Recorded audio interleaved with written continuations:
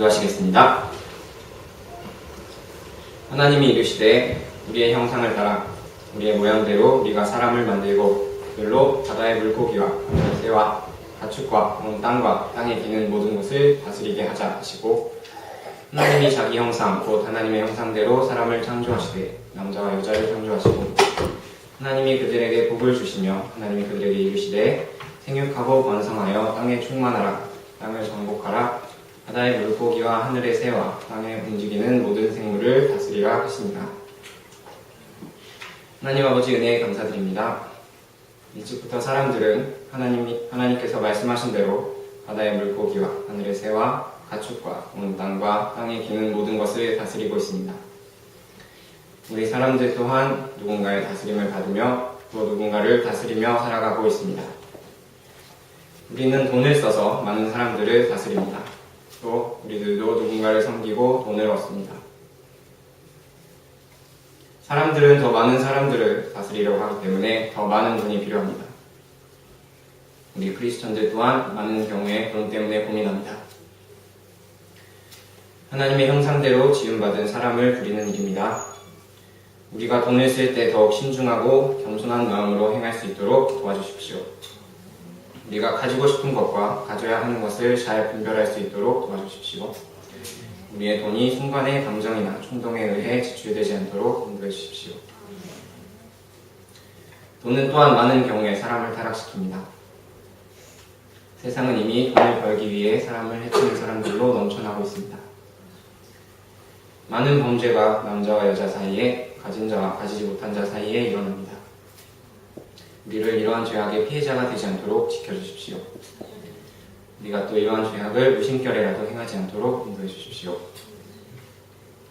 돈은 우리의 마음이 어디에 있는지 잘 보여줍니다.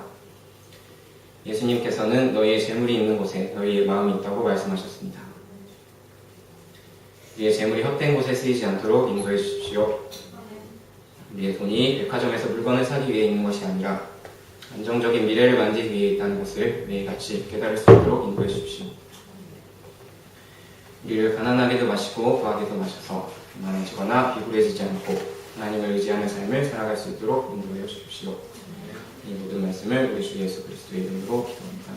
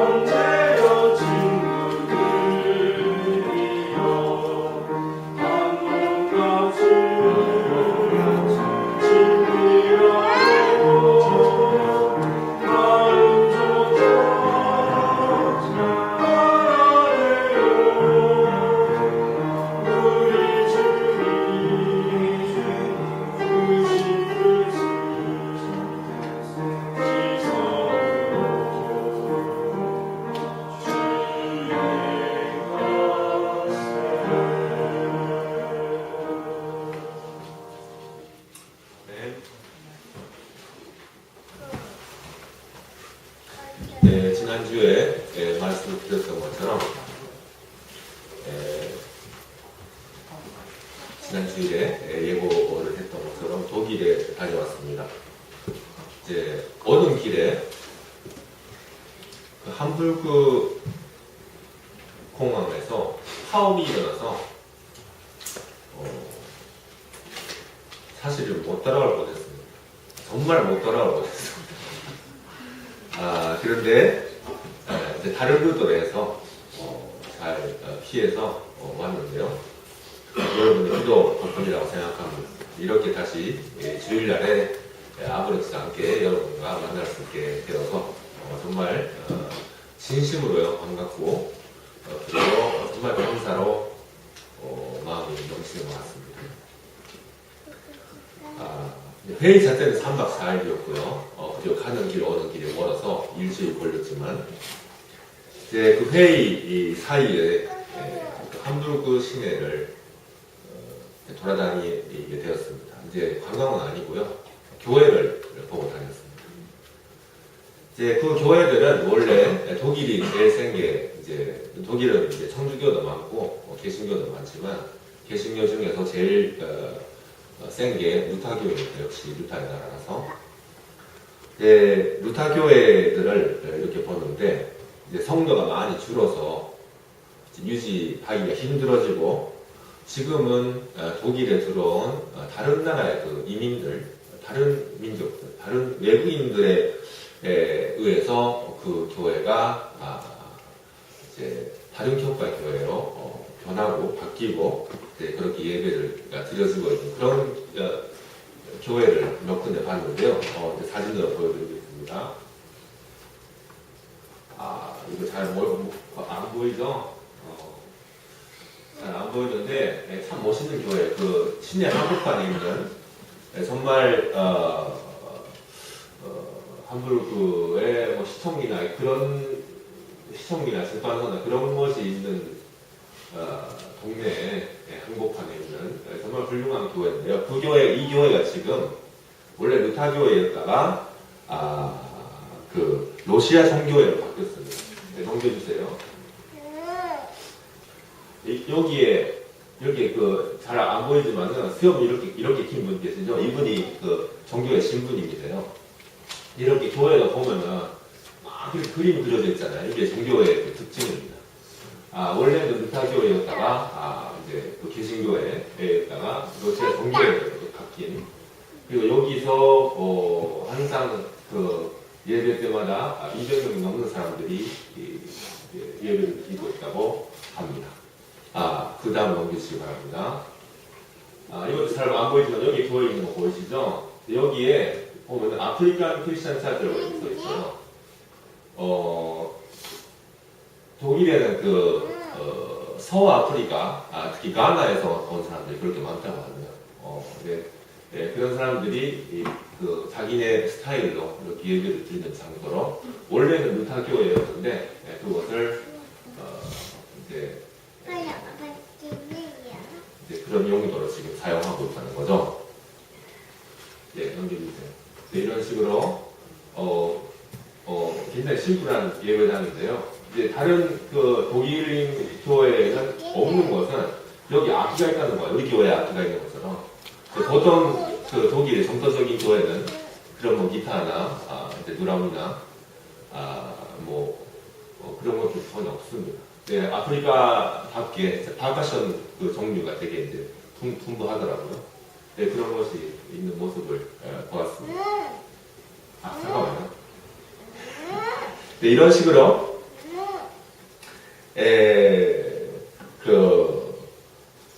독일의 이민이 이제 지금 비율이 10% 넘는다고 합니다. 독일 인구에.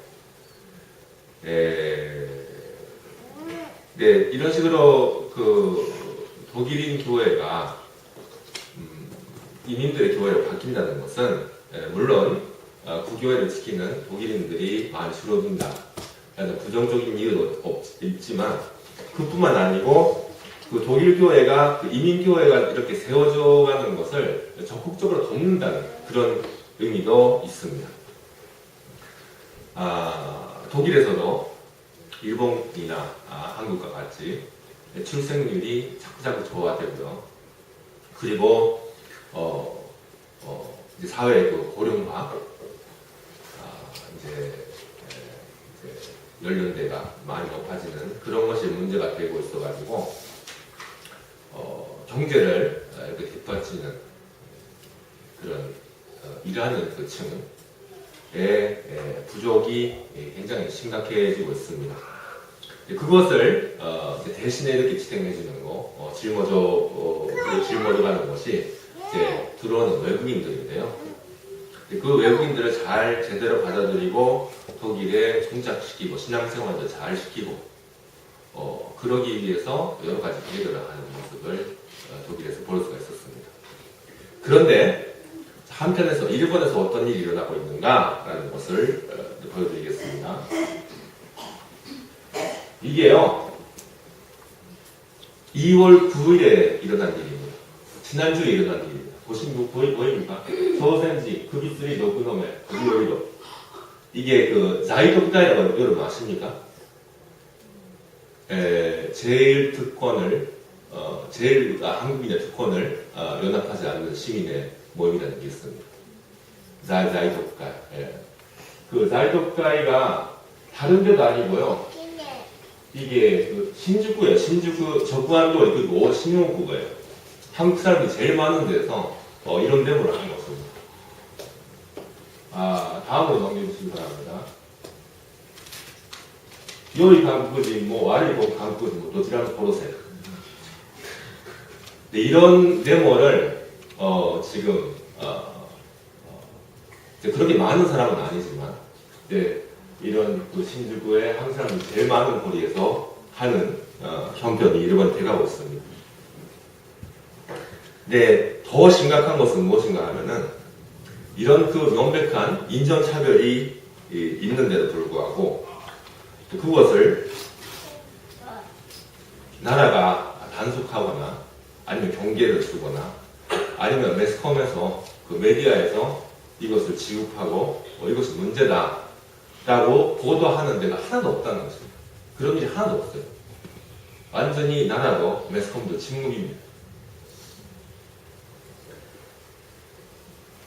일본에 사는 외국인들 그리고 일본에 속속히 들어오는 그 외국인들에게 그 우호적인 그런 태도를 보이는 것보다는 오히려 위협을 느끼고 이렇게 대운동으로 자꾸자꾸 기울이는 그런 일본의 모습을 볼 수가 있습니다.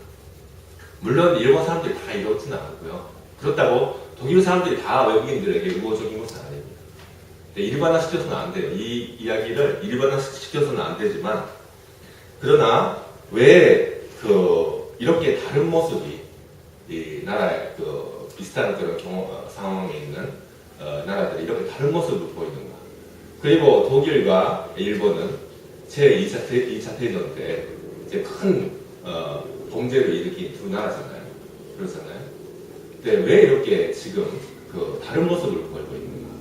라는 것을 이제 궁금하게 생각하게 됩니다. 아마도 근본적인 정신세계의 차이에서 오는 것이 아닌가라는 거죠. 독일은 지금 자꾸자꾸 비기독교화가 진행되고 있습니다. 사람들이 교회를 안 옵니다. 그런데 그럼에도 불구하고 그 정신은 그 뿌리에 있는 정신은 기독교 정신입니다. 왜냐하면 종교개혁의 나라고요. 루타의 나라고 그리고 성경이 처음으로 그 나라의 언어로 번역된 게 독일어입니다. 루타가 처음으로 번역한 거죠. 16세기에. 그 근본에는 아무리 비기독교화가 지금 되고 있다고 하지만 사람들이 교회를 안 온다고 하지만 그 근본에는 그 성경의 정신이 있고요. 기독교의 정신이 스며들어 있습니다. 아마도 이 땅은 하나님께서 우리에게 주신 것이고 우리가 원래 가지고 있는 것은 아니다. 우리에게 소유권이 있는 것이 아니고 하나님께서 우리에게 주신 것이고 그래서 우리의 독점물이 되지 못한다 라는 그런 사고가 그 뿌리에는 있지 않을까라는 상상을 해봅니다. 한편에서는 일본은 원래부터 이제 섬나라고 다른 나라 그리고 다른 민족들과 교류를 잘 못했어요. 잘 하는 시기도 있었지만 이제 그 마찰이 일어나는 그런 일들도 되게 많았습니다. 그리고 일본은 이제 독특한 그 신도라는 종교가 있고 그것은 일본을 만드는 신이고 그리고 일본만을 지켜주는 신입니다. 이제 그런 그 사상적인 차이 그리고 종교적인 차이가 예를 들면은 이 땅을 다른 사람들과 전혀 다른 사람들과 이질적인 다른 사람들과 나눠 쓴다, 함께 쓴다라는 그런 그 사고가 좀 많이 나오기가 힘든 것이 아닐까. 예를 들면은 일본이 이제 그 단일 민족이 아니거든요. 북쪽에는 아이누 민족이 있고 남쪽에는 오키나와 사람들이 있는데 다 배척입니다. 다 배척했어요. 이제 같이 이렇게 공생하는 일이 없었습니다. 그런 차이가 있지 않을까라는 거죠. 그런데 이 이야기를 우리가 그 일본만을 이렇게 비판적으로 말해서 끝내서는 안 됩니다. 남의 이야기는 아니거든요. 과연 한국은 어떤가? 라는 것입니다. 과연 한국은 어떤가? 우리 한국이 기독교 대국이 됐습니다. 교회는 무지무지 많습니다. 그런데 그 근본에 이 땅은 하나님께서 우리에게 주신 땅이고 그래서 다른 족속들과 함께 더불어 살아가야 된다.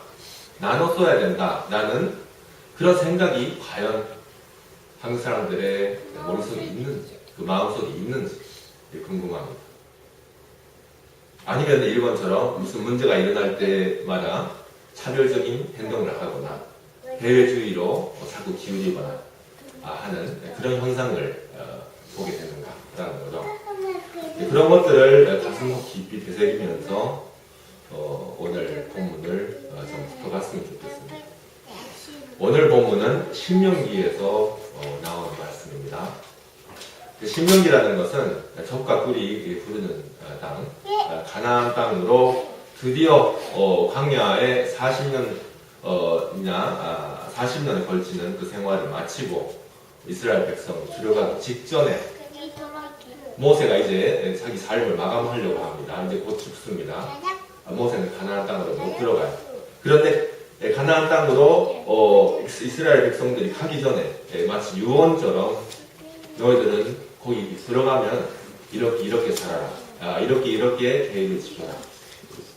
라고 그 가르침으로 남긴 것입니다. 그것이 그 신명기. 모세, 유언입니다. 유언이자 설교입니다. 네, 그 중에서 모세는 이스라엘 사람들에게 너희들이 들어가서 첫 수확을 얻으면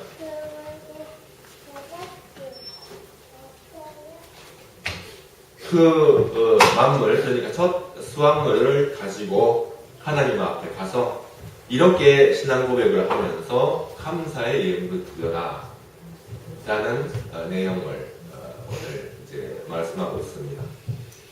그런데 그 신앙 고백을 하면서 그 만물을 이제 수확물을 드리는데 그 신앙 고백이 무엇인가?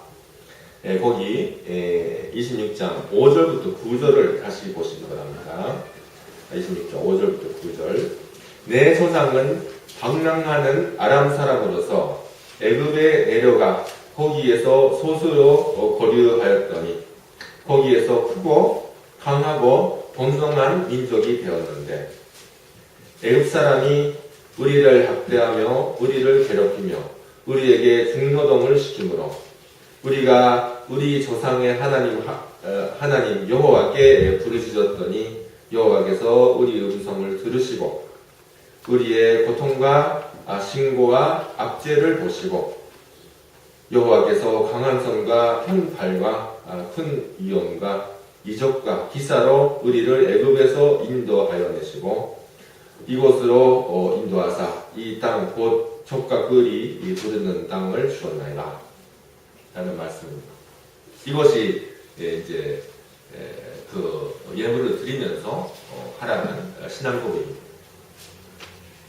여기서 하는 말은 처음에는 이스라엘 사람들이 얼마나 보잘것 없고 작고 미약한 존재였는데 하나님께서 일반적으로 택하여 주시고 사랑하여 주시고 인도하여 주셨는가 라는 것을 이야기하는 거죠. 그들의 고통의 외침을 들으시고 그들을 그 압제 그리고 고난에서 구원하여 주시고 지금 이렇게 귀한 은혜의 자리까지 인도하여 주셨다. 그것을 고백하는 내용입니다. 내가 오늘날 이렇게 먹고 사는 것, 그리고 이렇게 수확을 얻을 수 있는 것, 그리고 이렇게 부족함 없이 살고 있다는 것은 우리의 힘이 아니라는 거죠. 하나님의 사랑과 그리고 인도하심, 그리고 지켜봐 주심 때문에 내가 이렇게 살고 있고 살 수 있다. 라는 그런 그 감사의 마음을 다시 새롭게 먹으라는 그런 이야기입니다. 그렇게 말씀을 여기서 명하고 있습니다. 그러면서 첫 수확을, 그 만물을 바치라. 라는 것이 오늘 모세가 여기서 하는 말씀입니다. 이것이 사실은 우리가 주마다 아니면 때때마다 드리는 그 헌금에 이어지는 전통입니다. 이것이 헌금의 정신이에요. 우리가 하나님 앞에 예물을 바칠 때 같은 신앙 고백을 가지고 예물을 바쳐야 합니다. 다른 그 마음이나 다른 그 생각이 따로 있는 것이 아니라 이것이 헌금의 정신입니다. 우리가 도대체 어디서부터 시작되는가? 내가 처음은 어떤 존재였는가? 내가 처음으로 일본에 왔을 때, 아니면 내가 어렸을 때, 어떤 사람이고 어떤 존재였는가? 라는 것을 먼저 기억하라는 것입니다. 참 미약하고 보잘것 없는 그런 존재가 아니었는가? 라는 거죠. 그런데 그런 내가 나름대로 힘을 얻고 지식을 얻고 지위와 수입을 얻고 지금 이 땅에 뿌리를 내리고 살고 있거든요. 그것은 내 자신의 노력 때문에 그렇다라고 하시는 분들도 물론 계실 것입니다. 내 능력이 좋아서 그렇다라고 하실 분도 계실 것입니다. 그런데 그런 사고방식에서는 결코 감사의 마음이 생기지 않습니다. 나의 인생의 발걸음 안에, 나의 인생 그 삶의 안에 그 때때마다 필요한 도움을 주시고 필요한 깨달음을 주시고 그리고 내가 해결할 수 없는 정말 어려운 상황 속에서 우리가 하나님 기도를 드릴 때 그 기도에 응답해 주시는 하나님, 그 하나님의 인도하심으로 인해서 우리는 오늘날 이 자리에 살고 있는 것입니다. 그것은 결코 우리의 힘이 아니라 하나님의 힘이다. 라는 그런 겸손한 마음을 가지고 우리가 이 자리에 앉아있기 때문에 우리는 우리의 만물, 우리의 수확물을 우리가 제일 중요하게 생각하는 것을 하나님 앞에 바칠 수가 있는 거예요. 우리가 감사 예물을 하나님 앞에 드릴 때 과연 어떤 마음을 가지고 드리고 있을까요? 드려왔는가요? 우리 마음속에 있는 것은 어떤 생각일까요? 그것을 다시 각자가 깊이 성찰하는 시간을 가졌으면 합니다. 그리고 또 한 가지입니다. 이스라엘 사람들이 감사 예물을 드릴 때 그것을 드렸으면 이제 감사절 축제가 벌어졌는데 그것은 자기네들만 즐기는 것이 결코 아니라는 것입니다. 이스라엘 백성은 가나안 땅으로 들어가서 다 각자의 그 기업을 받습니다. 다 자기 땅을 받아요. 자기가 경작하는, 자기가 이제 농사를 지을 수 있는, 자기가 양을 키울 수 있는, 가축을 키울 수 있는 땅을 받습니다. 그러나 땅을 받지 못한 사람들이 있었어요. 어떤 사람들인가? 하나님을 섬기기 위해서 따로 일을 하는 것을 금지당한 레위인들이 레위인들이 있습니다. 레위인들. 예, 그리고 이스라엘 안에서 때로는 오해로, 때로는 그냥 이제 정확한 신분 없이 사는 그 외부인들이 있었습니다. 기교의 백성들. 이런 사람들은 그 받는 땅이 없기 때문에 자기네 그 재산이 없기 때문에 드리고 싶어도 드리지 못하고 그 기쁨의 자리에 참여를 하지 못하는 거예요. 이런 사람들을 그냥 놔두면 안 된다라고 모세는 여기서 이야기하고 있습니다. 하나님께서 너와 내 집에 주신 모든 복을 그들과 나누며 함께 즐거워할지니라 라는 말씀을 여기서 하고 있습니다. 우리가 누리는 복은 순수히 우리의 것이 아닙니다.